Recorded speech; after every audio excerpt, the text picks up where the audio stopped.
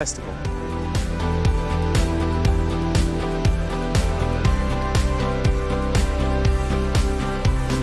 Welcome. I'm Craig Bennett, Chief Exec of the Wildlife Trust, and very pleased to welcome you here to our marquee that we've got here. Marquee tent really, isn't it? Not marquee, that we've got here for the next couple of days with a whole range of sessions and discussions going on here.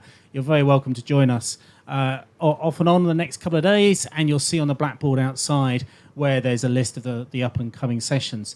But delighted to kick us off this morning with a very special gathering to launch the publication of a report jointly commissioned by the RSPB, the National Trust and the Wildlife Trusts, an assessment of the financial resources needed for environmental land management in the UK. And thrilled that we're joined by the National Trust, the RSPB, and Jonathan representing DEFRA as well for what should be a good discussion as we launch this report. So first of all, if nothing else, just to check microphones, would like to invite my colleagues to introduce themselves. Shall I go first? Yeah, that does work. So I'm Harry Bowell. I'm Exec Director for the National Trust for Land and Nature. Hi, I'm Alice Groom. I'm the Head of Sustainable Land Policy for RSPB England. I'm Jonathan Baker. I'm Deputy Director for Programme Policy, Engagement and Strategy in DEFRA. Good. Okay, so we all know, don't we, about the huge kind of climate and nature crisis that we're facing. We've seen those shocking graphs about the huge decline in the abundance of some of our key wildlife species over the last 40, 50 years. In some cases, the loss of 70% of insect abundance, huge loss of wetlands, huge loss of farmland birds. And at the same time, declining soil fertility in many cases, declining ability of the soil in so many cases to hold carbon, to hold water, and so on. And we are going through this agricultural transition that will hopefully lead to much more sustainable farming and perhaps even be promoting much more regenerative agriculture as well. Although it's worth kind of pausing and thinking, rather bizarre that we've ended up in a place where any of our agriculture should not be regenerative, but that's another matter. So one of the things that ourselves at the Wildlife Trust, the National Trust, the RSPB wanted to do was to really try and understand how much it will cost to fund and to support farmers to move to that more nature-friendly farming, to more regenerative agriculture, and in a way that is good for farmers and the farming community. I'm going to start off, first of all, with you, Harry. Obviously, as the National Trust, with the many, many tenant farmers you have across National Trust land. Just tell us a little bit about the situation farmers find themselves in at the moment, at this moment in the agricultural transition. Thanks, Craig. So as Craig says, the Trust has got about 1,200 agricultural tenants and probably pretty reflective of particularly small marginal farms, which is typical of National Trust land. And what we're hearing from a lot of our tenants is that clearly this is a point of unprecedented change for all sorts of reasons, that some of which Craig has talked about. And what they're telling us is that they just cannot plan with certainty. So farming, as we know, is a long-term business. So at a point of real change caused by all sorts of things, not least war in Ukraine, etc., the ability to plan on a long horizon is essential. And at the moment, they feel they can't. So our tenants who really want to embrace all the sorts of things that we would want to see them embrace about the natural environment, farming in a way which is really in harmony with nature and indeed the historic environment, they feel like they can't plan with certainty because of uncertainty about finance in particular. And I guess for a lot of farmers, particularly actually if you're moving to regenerative farming, sometimes you're thinking about crop rotations that might be over, 6, 7, 8 years. So you really need that longer term certainty. Yeah, absolutely. And indeed, the whole, if you're going to invest in new equipment, a lot of which is on show here, you need to be able to do that. You need to be able to go to the bank with a certainty of income. And at the moment, a lot of our tenants don't feel they can. And I think that's reflective of a wider set of issues. Great. All right. Thank you, Harry. So, Alice at the RSPB, tell us a little bit more about this report that our three organisations are publishing today. We've got to hold water back in the landscape, Harry. That's what we've got to do. Not spill it. Not spill it over your iPad. Or drop pens on it, you know. Anyway, nice little model of that. So, Alice, tell us a little bit more about this report that the three organisations have published today, and what are the main findings? So this is the sort of third time we've looked at the costs associated with meeting environmental land management priorities across the UK. We originally got an independent economist to build us a model that can assess the costs of meeting different environmental land management priorities back in 2017. And this is the third time we've iterated the report.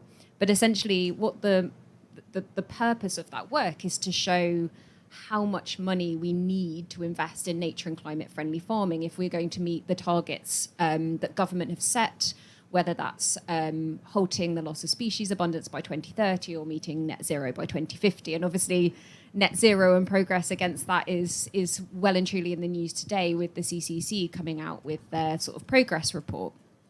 So the model, essentially, it makes assumptions about what land management activities are needed to be done to meet those environmental priorities. And over the years since we've developed this model, we've got a better and better, more granular understanding of the land management, what farming needs to look like, what land management needs to look like to deliver those environmental priorities. And obviously in England, as government have pulled together a lot of the evidence about the achievability of the Environment Act targets, we're able to finesse that. And so the version of the model that this report reports on is actually, the best that we've got it, and it is really quite accurate.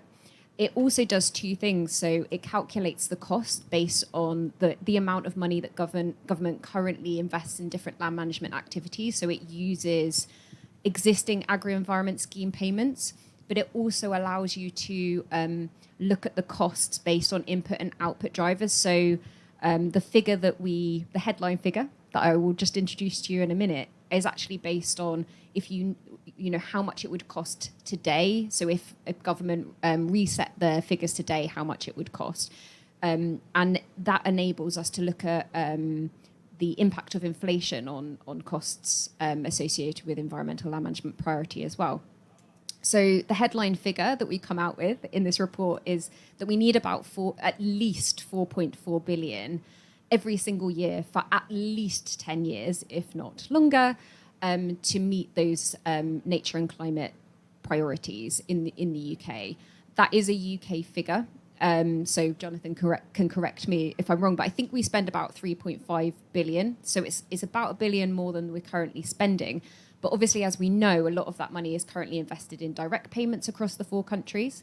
There are varying different commitments around how that money will be allocated. But this is 4.4 billion needed to be invested in nature and climate friendly farming and land management. There are things it doesn't include. It probably doesn't include absolutely every aspect of advisory support. It does include some advisory support in there. It doesn't include capital investment in things like slurry storage and various things like that, which governments might choose to invest in, and things like green productivity, so investment in new technology, research and development. So it's really important to not just say what it does cost, but also what it doesn't. And the biggest shift between the last version of this report that we did and this version is that this one properly incorporates the contribution land and farming needs to make to net zero. And that adds about 1.2 billion a year to the total cost of associated with meeting environmental land management priorities. And then there's about 200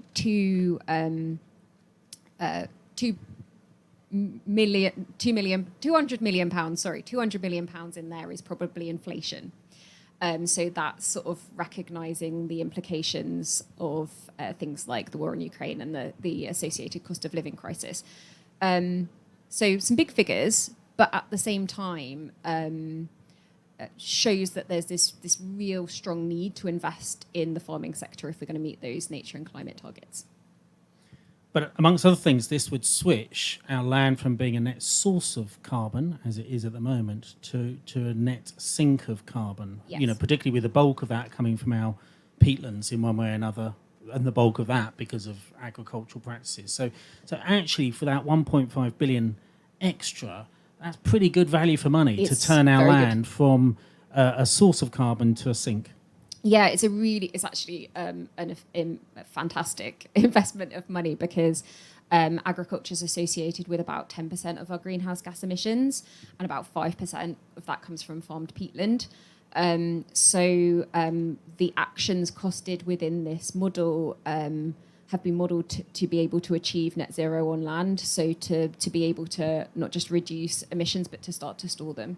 I think if you put that in perspective, through the 2000s, through the noughties, the government at the time was offering £1 billion for the whole of that decade to anyone that might be able to put carbon capture and storage on a power station, for £1 billion on one power station.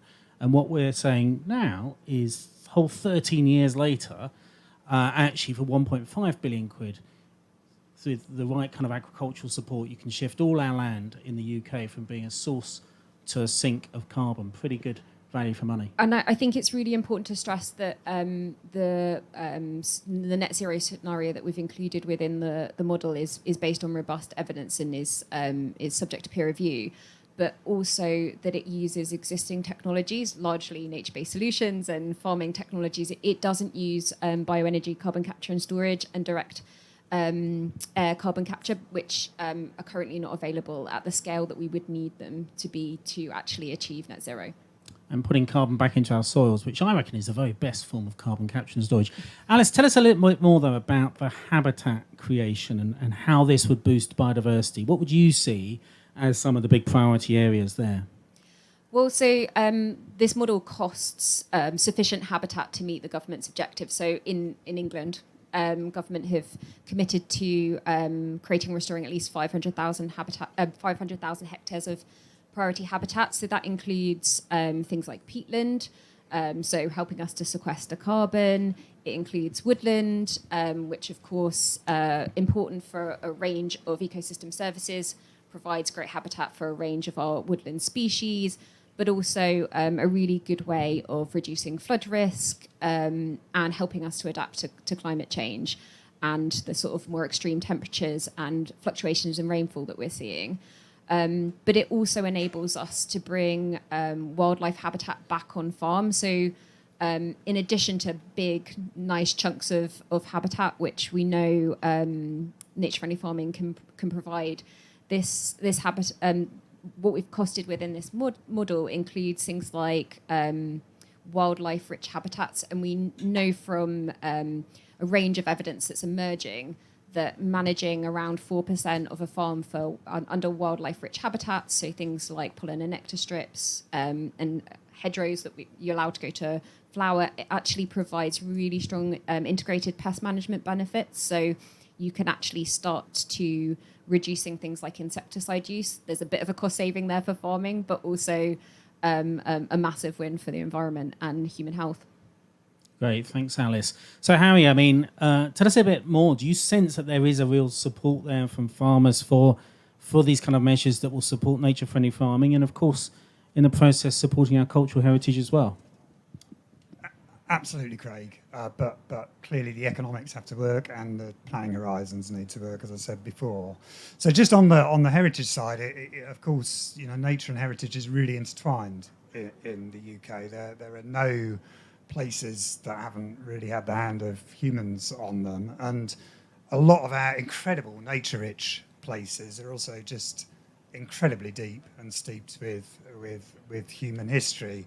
And features that we really love from a wildlife perspective, things like hedges and walls, orchards, are also incredibly rich parts of a cultural landscape. So for the Trust and for all of us, I think, we see that the most treasured places are those which have an incredible abundant nature, are sucking in carbon, but also a part of the warp and weft of landscape that is so treasured by people across the UK.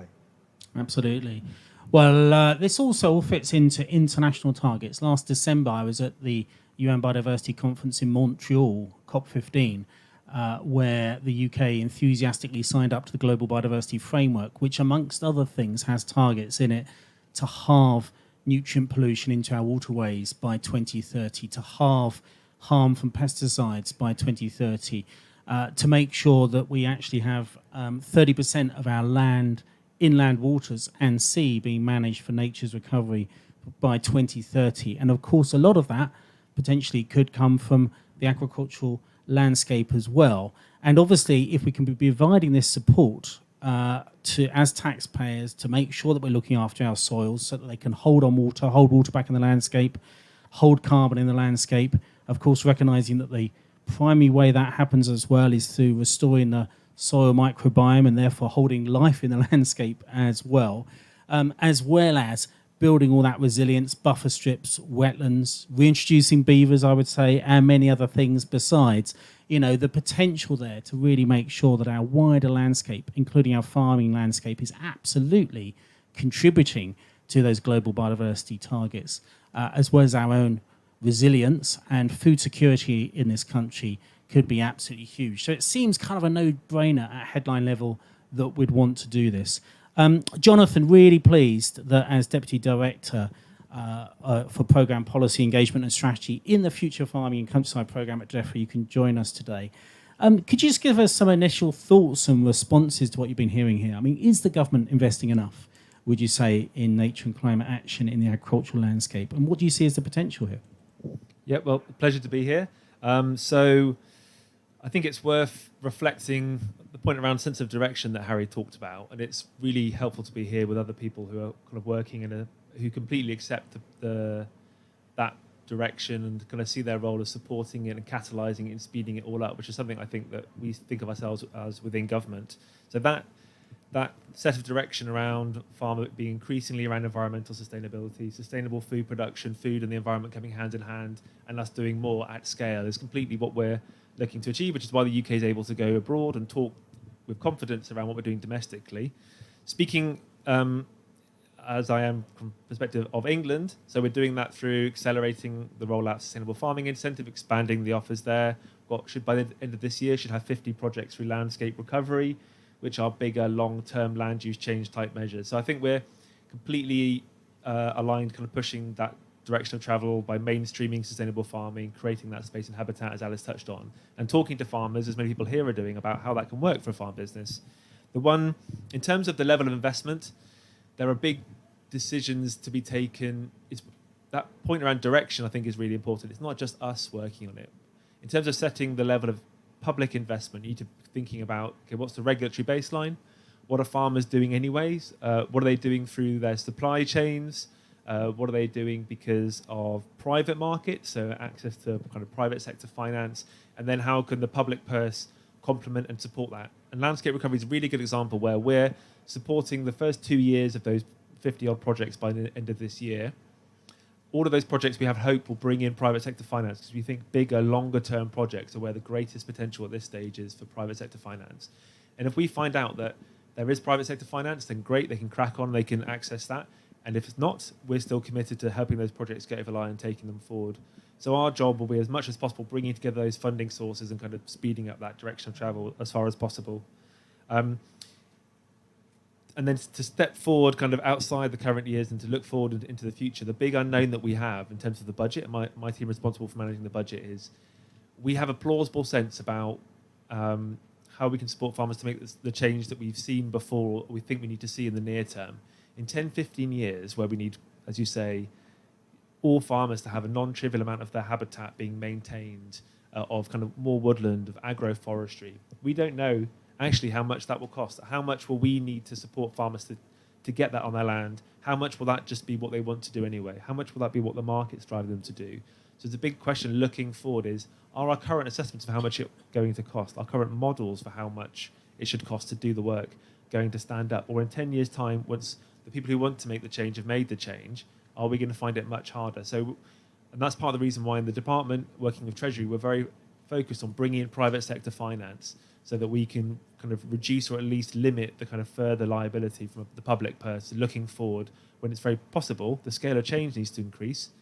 It's challenging for us as a public government to be like, well, therefore, our investment needs to increase forever and ever and ever. So we're looking what can we do across supply chains, private market, regulation if we need to, and our own measures to get the balance right. And that's why the report's so helpful, because it kind of grounds that, and I think it allows those other actors to see the scale of need. Is it recognised, do you think, in government that private finance is not an alternative to public finance? That actually the public finance is there to leverage the private finance? Yes. So the targets that we've committed to, which Parliament's committed to, which ministers have committed to, we need to achieve those. And our job in government is to achieve them by whichever means necessary. So if for some reason the private sector finance wasn't to materialise or wasn't to operate in quite the way we need to help achieve our targets, that would be disappointing, would be frustrating, would make our life a little bit harder, but we're still in the business of delivering the change. So we would still be moving forward. So 100% we're in the business of delivering the change that we need, and we see the private sector finance in to draw in that public sector finance. And our current assessment is that the best place it can do that is in landscape recovery. But we're making sure that we're not getting in the way of that other funding sources. So SF5, for example, we say you can access private sector finance. As long as you're not getting paid for the same thing twice, you can draw it in. So yeah, definitely it's we're kind of here to deliver this stuff. If private sector finance can help, that's fantastic, but it's part of the mix. Great. Thank you very much. There we have to really end it. I just want to say, if you want to get a hold of this report under the snappy title, An Assessment of the Financial Resources Needed for Environmental Land Management in the UK, you'll be able to find it online. If you've been watching it on our social media channels, do keep an eye on them over the next 24 hours. As the Wildlife Trust, you'll see lots of sessions coming out of the Wildlife Trust tent at Groundswell over the next 48 hours. So do watch out for these short social media videos from events here at Groundswell. And if you've been joining us here in the Wildlife Trust tent at Groundswell, thank you very much. And don't miss out on some of the other sessions we've got planned over the next couple of days. But for now, I want to say a big thank you to our guests, to Harry from the National Trust, Alice from RSPB, and Jonathan from DEFRA. Thanks very much for joining us for this conversation this morning. Thank you.